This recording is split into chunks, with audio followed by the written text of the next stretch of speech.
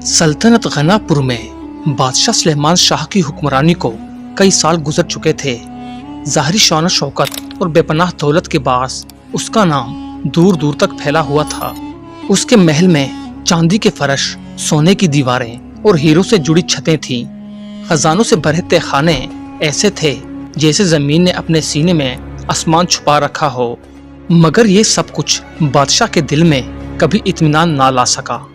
उसकी आंखों में हमेशा एक और खुफिया खजाने की चमक रहती, जैसे दुनिया की हर दौलत भी उसके लालच का पेट ना भर पाए। सुलेमान शाह न सिर्फ दौलत का मतवाला था, बल्कि उसे ताकत, काबिजाना तसल्लुत और जाहो जलाल का जुनून भी था। वो खजाने को सिर्फ जेवर नहीं बल्कि तसल्लुत का हथियार समझता था। आए रोज वो अपने वजीरों को नए टैक्स, नए कानून और नई वसूलियों के अहकामात देता।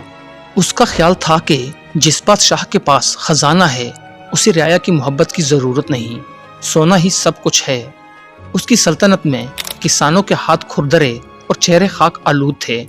मजदूर दिन रात पसीने में शराबूर रहते, मगर उनके सिले में सिर्फ आंखों की नमी और मैदे की भूख रहती। रियाया के घरों में चूल्हा बुझ चुका था, मगर महल में 7 रंग की मिठाइयाँ और 40 इकसाम के खाने सजे रहते। हर दिन शाही दावत होती, हर रात नाचो रंग का एहतमाम। एक दिन बादशाह ने नया फरमान जारी किया, शहर के तमाम बाजारों से 10 दिन तक सारा अनाज सिर्फ शाही महल के लिए मुख्तस किया जाए। कोई ताजिर, कोई दुकानदार आम आवाम को खुराक ना बेचे। ये ऐलान कयामत की घड़ी बनकर उतरा। लोगों ने चीखो पुकार की, औरतें दरबार के दरवाजे पर आई, मगर उनकी आहोजारी महल की दीवारों से टकराकर खामोश हो गई। अगले दिन जब सुलेमान शाह सोने के फर्श पर चलता हुआ महल की छत पर चढ़ा ताकि शहर का मंजर देखे, उसकी नजर महल के दरवाजे पर खड़े एक लागर बोसीदा लिबास वाले भिखारी पर पड़ी। वो बार बार हाथ उठाकर फरियाद कर रहा था, ए बादशाह, अगर एक निवाला दे दे तो मैं तुझे दुआ दूंगा, अगर ना दिया तो मेरा अल्लाह जरूर मुझे कहीं और से रिज़्क देगा। बादशाह के चेहरे पर तमस्खर उभर आया। उसने दरबारी मुहाफिज को बुलाया और कहा, उसे हंसाकर भगा दो ताकि दूसरों को भी सबक मिले।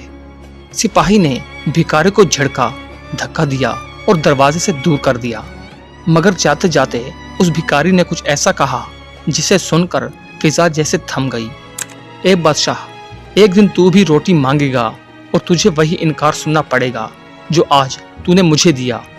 बादशाह ने ये सुना, मगर उसके कानों पर जैसे गुरूर के पर्दे थे। उसने हंसते हुए कहा, सुलेमान शाह भूखा हो नहीं सकता।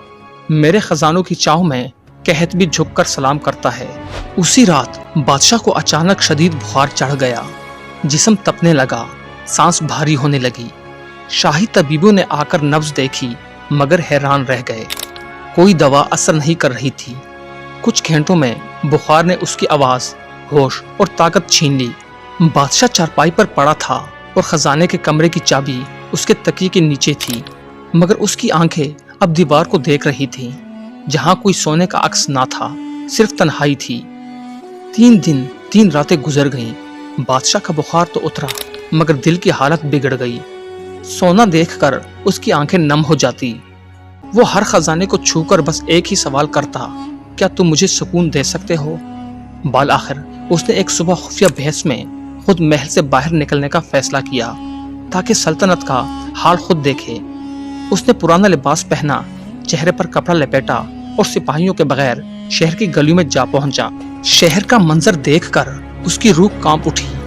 खेत खुश्क थे, बाजार सुनसान, औरतें भूख से निढाल, बच्चे रोते रोते सो चुके थे। जिन्हें वो अपना वफादार समझता था, अब वो उसको बद्दुआएं देने लगे। उसका दिल जैसे किसी ने मुट्ठी में ले लिया हो।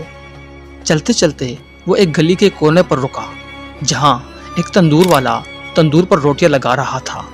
वहां एक शख्स बैठा था जो लोगों को रोटियां बांट रहा था, बगैर किसी कीमत के। बादशाह ने उसके करीब जाकर कहा, बाबा, एक रोटी मिल जाएगी? उसने सर उठाकर बादशाह को देखा और खामोशी से मुस्कुराया। आज तुम मांग रहे हो जो कल धत्कार रहे थे। पहचाना नहीं? मैं वही भिखारी हूँ जो तेरे महल पर आया था। बादशाह सन्नाटे में आ गया। वो जमीन पर बैठ गया और कहा, मेरे गुरूर ने मुझे अंधा कर दिया था, मुझे माफ कर दो।